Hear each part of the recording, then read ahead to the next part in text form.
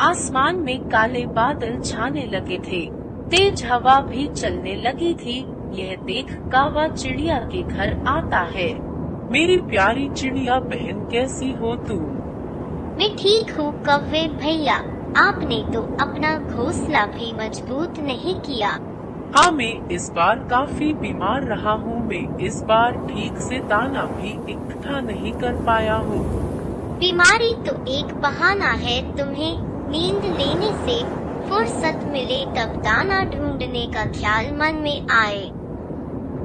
तुम मुझे थोड़ा सा दाना दे दो प्लीज, बस ये आखिरी बार है। इसके बाद मैं तुम्हारे साथ दाना लेने जाया करूँगा। मुझे पता था बरसात का मौसम आते ही हर बार की तरह तुम दाना मांगने जरूर आओगे।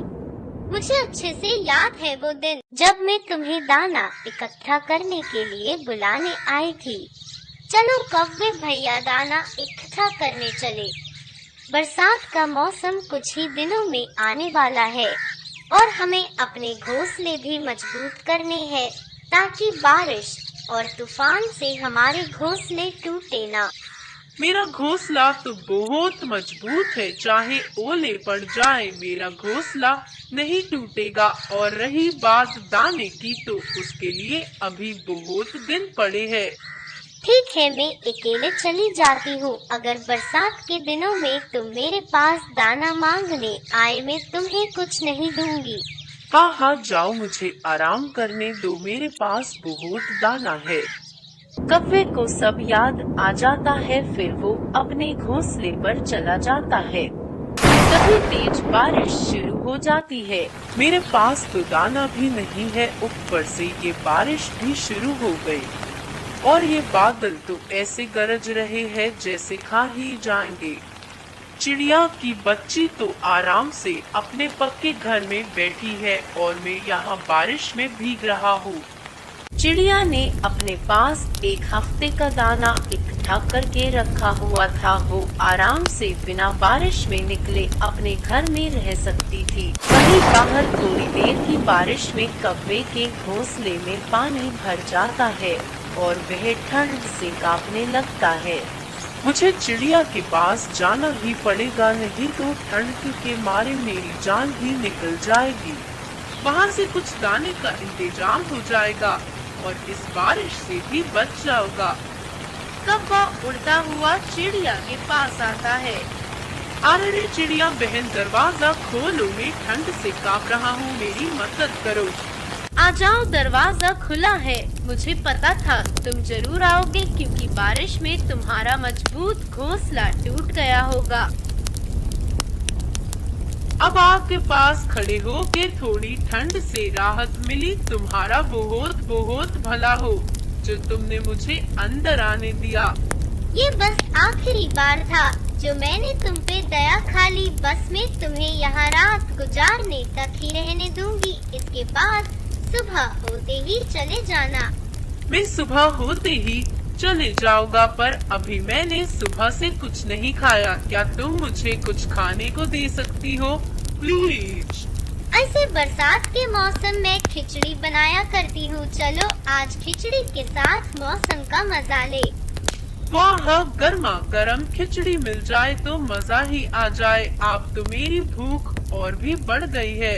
बाहर तेज बारिश हो रही थी और चिड़िया रानी रसोई में गर्मा गर्म खिचड़ी बना रही थी और आलसी कौवा वही आग के पास अपनी नींद पूरी कर रहा था। खिचड़ी की खुशबू कौवे तक पहुंच जाती है और कौवा जाग जाता है। वह उसका पीछा करते करते रसोई तक पहुंच जाता है। अच्छा हुआ कौवे भैया, आप आ गए। मैं कुकर में सीटी आने का इंतजार कर रही थी। मुझे गर्म पानी से नहाने जाना है। क्या आप कुकर में सीटी आने पर चूल्हा बंद कर देंगे? हाँ, क्यों नहीं। तुम बेफिक्र होकर आराम से नहाकर आना, तुम्हारे आते ही गर्मा गर्म खिचड़ी खाएंगे। चिड़िया नहाने चली जाती है। चिड़िया तो गई नहाने और खिचड़ी बनने में अभी बहुत वक्त है। मैं अभी थोड़ी देर सो जाता हूँ, वैसे भी सीटी की आवाज से मैं जाग जाऊंगा। कौवा फिर से सो जाता है। कुछ देर बाद सीटी आती है पर वो नहीं जागता और खिचड़ी के जलने की खुशबू चिड़िया तक पहुंच जाती है। मुझे जलने की महक आ रही है, कहीं ये खिचड़ी तो जल नहीं गई। चिड़िया रसोई में जाती है और वह खिचड़ी को जला हुआ पाती है। आलसी कौवा फिर से सो गया होगा, अभी इसकी सारी नींद उड़ाती हूँ, अभी मजा चखाती हूँ इसको। अरे रे, बारिश से बचने के लिए तुम्हें यह आया था, भागो भागो।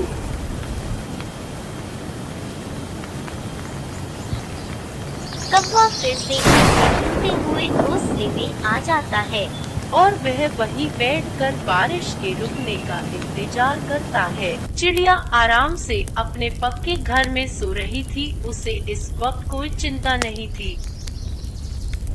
सारी रात बारिश में भीगने की वजह से कौवे को ठंड लग गई थी। वह वहीं पड़ा हुआ कांप रहा था। चिड़िया को सोते सोते एक सपना आता है जिसमें बाहर बारिश हो रही होती है और बारिश में भीगकर कौवे की तबीयत खराब हो जाती है। इसके बाद चिड़िया सपने से बाहर आ जाती है और जाग जाती है। कौवा कल रात को मेरी वजह से भाग गया था। सारी रात बारिश में रहने की वजह से वह ठंड से कांप रहा होगा। मैं उसके लिए दाने भून कर ले जाऊंगी। गर्मा गर्म दाने खाने के बाद वह ठीक हो जाएगा। चिड़िया कौवे के पास गर्मा गर्म दाने लेकर चली जाती है। चिड़िया कौवे के लिए दाना लेकर आ जाती है और कौवे को दाना खिला देती है। दाना खाने के बाद कौवा राहत महसूस करता है। चिड़िया बहन, तुम्हारा बहुत बहुत धन्यवाद, और अब से मैं तुम्हारे साथ दाना लेने जाया करूँगा। मेहनत करना जीवन में बहुत जरूरी है। ऐसी ही कहानियाँ देखने के लिए हमारे चैनल को सब्सक्राइब करें। यह कहानी है चांदीवन जंगल की, जो कि अपने राज्य का सबसे सुंदर जंगल था। वहाँ के ऊंचे ऊंचे पहाड़ और हरियाले खेत सबका मन लुभाते थे। ऐसा कहा जाता है कि परियां भी चुपके उस जंगल को देखने के लिए आती थी। इस गांव के अधिकतर पक्षी खेती करते थे और उसी से उनका परिवार चलता था। सोना और सोनी चिड़िया बहुत ईमानदार पक्षी थे। वह इसी जंगल में खेती करके अपना पेट पालते थे। एक दिन सोना चिड़ा मुंह लटकाए बैठा था। क्या हुआ, क्यों मुंह लटकाए बैठे हो जी? क्या करूं सोनी, सब लोग अपने अपने खेतों में बीज बो रहे हैं, लेकिन इस बार मेरे पास बीज लाने के लिए भी पैसे नहीं हैं। अगर अभी सही समय पर बीज नहीं बोए तो खेती नहीं हो पाएगी और हमारे पास तो कुछ खाने के लिए भी नहीं बचा है। सोनी बिना कुछ कहे ही वहाँ से चली जाती है और रसोई से एक पोटली लेकर आती है।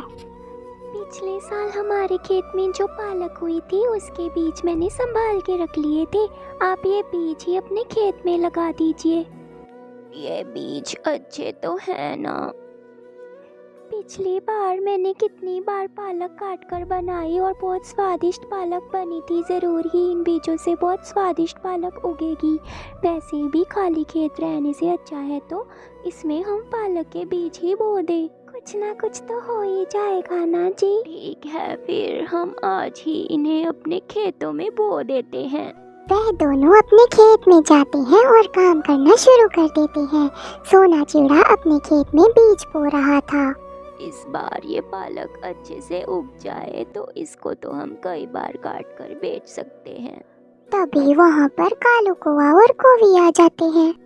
अरे सोना चिड़ा, ये तुम किस चीज के बीज बो रहे हो? कालू, हम पालक के बीज बो रहे हैं। हो, पालक के बीज? ये पालक तो आधी गाय ही खा जाएगी घास फूस समझकर, और इस पालक से क्या ही कमाई कर पाओगे? हो। ऐसा कहते हुए कालू कौवा और कोवी वहाँ से उनका मजाक उड़ाते उड़ाते चले जाते हैं। पता नहीं इन लोगों को क्या परेशानी है, दूसरे के कामों में उंगली करके इन्हें बहुत मजा आता है। मैं कमाऊं या ना कमाऊं, इन्हें पता नहीं क्या फर्क पड़ता है। आप इनकी बातों पर ध्यान मत दीजिए, इनकी तो आदत ही गंदी है। चिड़ा और चिड़िया वहाँ से बीज बोकर अपने घर चले जाते हैं। कुछ दिन बीत जाते हैं और सोना चिड़ा के खेत में हरी हरी पालक उग जाती है। और एक दिन सुबह सुबह सोना और सोनी चिड़िया अपने खेत पर जाते हैं। सोनी देखो ना कितनी सुंदर पालक उग आई है। एक हफ्ते के अंदर हम इसे काट कर बाजार में बेच देंगे। सोनी चिड़िया पालक की तरफ देख रही थी और उसे पालक के पत्तों पर कुछ दिखाई दिया। सुनो जी, देखो देखो वहाँ पर कुछ है। जब सोना चिड़ा ने देखा तो वहाँ पर एक बहुत नन्ही सी छोटी सी परी लेटी हुई थी। अरे नन्ही परी, तुम कौन हो और इस पत्ते पर कैसे लेटी हो? तुम कहाँ से आई हो? मैं एक परी हूँ। मैं अपनी सहेलियों के साथ इस जंगल में घूमने आई थी, लेकिन मेरी छड़ी यहाँ कहीं खो गई है। अपनी छड़ी के बगैर मैं अपने लोक में वापस नहीं जा पाऊंगी। और सोनी चिड़िया कहती है, परी परी, तुम चिंता मत करो, हम तुम्हारी छड़ी ढूंढने में तुम्हारी मदद करते हैं। और वह दोनों परी की छड़ी ढूंढने लग जाती हैं। सुबह से शाम हो जाती है। उन्होंने आधे से ज्यादा खेत ढूंढ लिया था, लेकिन कहीं भी छड़ी नहीं मिल रही थी। फिर अचानक सोनू चिड़े की पत्नी को छड़ी मिल जाती है। अरे ये रही परी की छड़ी। परी अपनी छड़ी पाकर बहुत खुश हो जाती है। अरे वाह, आपने मेरी छड़ी ढूंढ दी। मैं आपका एहसान कभी भूल नहीं सकती। मेरी छड़ी ढूंढने के लिए आपने अपना आधे से ज़्यादा खेत भी खराब कर लिया। और फिर वह परी अपनी छड़ी से एक जादू करती है और वह सारा खेत पालक के पत्तों से हरा भरा हो जाता है। देखो चिड़िया, अब यह पालक कभी खत्म नहीं होगी। तुम रोज इस खेत से पालक तोड़कर बेच सकते हो। ऐसा कहकर वह परी अपने लोक में वापस चली जाती है और सोनू चिड़ा और चिड़िया खुशी खुशी रोज वह पालक बेचकर अच्छा जीवन व्यतीत करने लगते हैं।